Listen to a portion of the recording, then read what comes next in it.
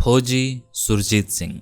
चौधरी सुरजीत सिंह ने बंटवारे की खबर रेडियो पर तब सुनी जब वह इराक में तैनात ब्रिटिश फौज में ड्यूटी दे रहा था।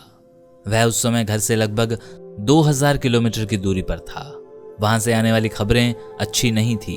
उसे लगा उसका अपना परिवार भी संकट में होगा।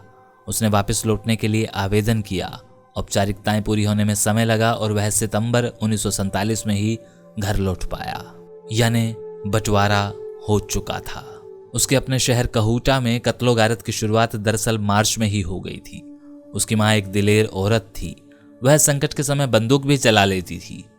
उसने दंगाइयों को देखते ही कुछ हवाई फायर किए और जब वे भाग गए तो उसने भी परिवार सहित छिपते छिपाते सीमा पार कर ली। 24 वर्षीय सुरजीत सिंह पंजाब पुलिस में था। वहीं से उसे इराक के लिए चुन लिया गया।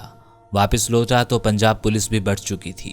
वह अब कहूटा के स्थान पर जालंधर पहुंचा था। दिल्ली से जालंधर आते जाते भी जगह जगह खून खराबों की घटनाएं सुनते और रेलवे लाइन के आसपास बिखरी लाशों को देखते देखते वह भीतर से हिल गया था।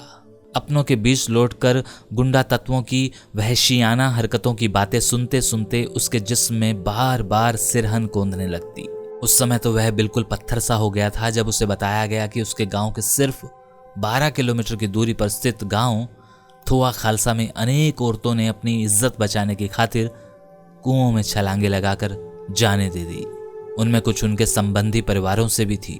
ऐसी असंख्य घटनाएं आज भी उस पीढ़ी के जहन में तैर रही हैं जो धीरे धीरे आंखें मूंद रही है। लेकिन अपनी 72 वर्ष की जिंदगी में इन बुझते चिरागों ने बहुत कुछ अपनी अलग पीढ़ी को बता दिया था।